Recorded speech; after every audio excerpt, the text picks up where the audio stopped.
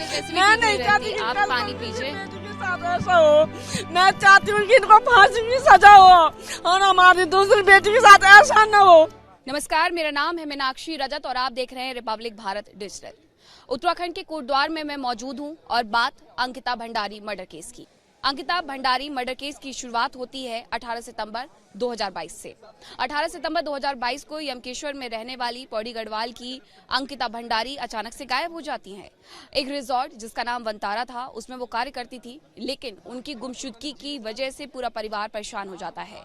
परिवार की तरफ से लगातार खोजबीन भी की जाती है, लेकिन 24 सितंबर को उनका शव बरामद किया जाता है चीला नहर से, जिसके बाद उत्तराखंड की सड़कों पर एक बड़ा प्रदर्शन देखने को मिला था। इस पूरे मामले में 2 साल 8 महीने तक सुनवाई हुई और कोर्ट की तरफ से फैसला सुनाया गया है। अब कोर्ट की तरफ से क्या कुछ फैसला सुनाया गया है वो भी मैं आपको बताऊंगी, लेकिन इसके साथ साथ इस पूरे केस की टाइमलाइन भी आपको जान लेनी चाहिए।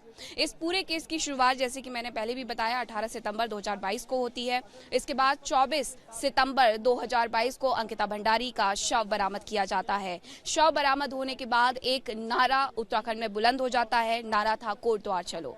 कोटद्वार चलो के तहत सड़कों पर लगातार प्रदर्शन उत्तराखंड के द्वारा किया जा रहा था। पूरा देश जानना चाहता था कि आखिरकार अंकिता भंडारी के साथ हुआ क्या। अंकिता भंडारी के साथ जो कुछ भी हुआ उसे लेकर के उनके पिता वीरेंद्र भंडारी की तरफ से आरोप लगाए गए वंतारा रिजॉर्ट के मालिक पुलकित आर्य पर।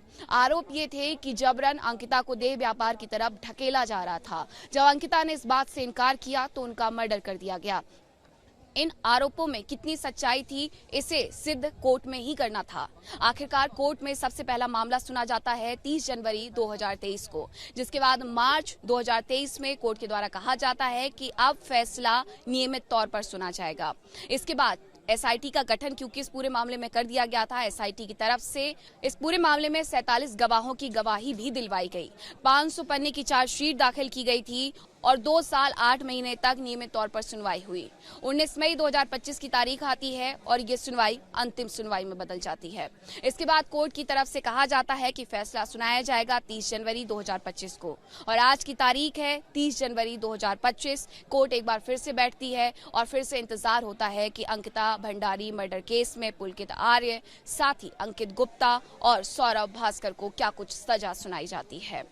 इसके साथ जब कोर्ट फैसला सुनाता है तो सबसे पहले बात आती है दोष सिद्धि की, यानी कि जो आरोप लगे थे पुलकित आर्य और उसके दोस्तों पर, वो सिद्ध हो जाते हैं, वो साबित हो जाते हैं, क्योंकि एक लंबी सुनवाई थी, एक लंबे सबूतों का जो चिट्ठा था वो सौंपा गया था कोर्ट को। 47 गवाहों की गवाही भी दिलवाई गई थी। अब कोर्ट की तरफ से ये फैसला सुना दिया गया है, जिस पर उत्तराखंड की निगाहें, देश भर की निगाहें टिकी हुई थी। उत्तराखंड की बेटी को न्याय तो मिला, लेकिन इस न्याय से क्या उनका परिवार खुश है, ये भी आपको बताएंगे। तो सबसे पहले बात अभियुक्त पुलकित आर्य की। पुलकित को धारा 302 आईपीसी में कठोर आजीवन कारावास सुनाया गया है। 50,000 का जुर्माना भी लगाया गया है। इसके अलावा पुलकित आर्य के जो 2 दोस्त थे, यानी कि अभियुक्त सौरभ भास्कर और अभियुक्त अंकित गुप्ता, उन पर भी धारा 302 लगाई गई। कठोर कारावास, 50,000 का जुर्माना लगाते हुए सजा का ऐलान कर दिया गया है। उत्तराखंड की सड़कों पर जो नारा बुलंद हुआ था कोटद्वार चलो, वो कहीं ना कहीं सफल हुआ है। यही वजह है कि आज कोर्ट के द्वारा जो ऐतिहासिक फैसला सुनाया गया है, उसके बाद कोई भी उत्तराखंड में ऐसी घटना को अंजाम देने की सोचेगा भी नहीं जिससे उत्तराखंड शर्मसार हो। उत्तराखंड की बेटी को न्याय मिला, लेकिन क्या ये पूर्ण न्याय है, उनके परिवार से हम जानेंगे। दिया गया है तीनों को। जिस तरह से इनकी खाना पूर्ति हो रही है, आप देख रहे हैं इनके चेहरे पे जरा सी भी मौत का वो नहीं है, डर नहीं है। इसलिए इनको फांसी की सजा होनी चाहिए, जिससे हमारी बेटियां सुरक्षित हो सके। आप इस फैसले से संतुष्ट नहीं है?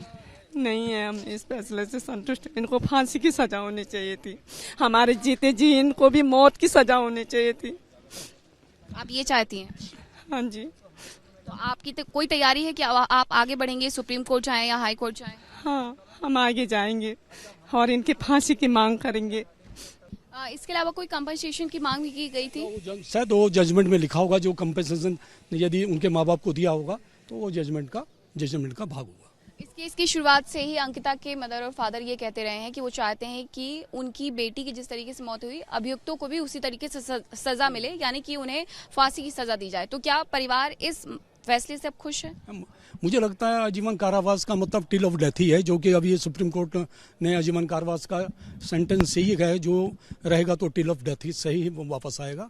और मुझे लग रहा है उनको आजीवन कारावास हुआ है तो उनको संतुष्ट होना चाहिए। इसकी ऊपरी अदालत में जाकर के भी क्या आप मांग करेंगे कि ऊपरी अदालत में भी इसमें पुरजुर्म में पैरवी करी जाएगी, क्योंकि ये मामला अभी यहीं तक नहीं है, ये मामला सुप्रीम कोर्ट तक भी जा सकता है। तो प्रत्येक अदालत में इसमें ढंग से पैरवी की जाएगी, जो कि उनको न्याय मिल सके।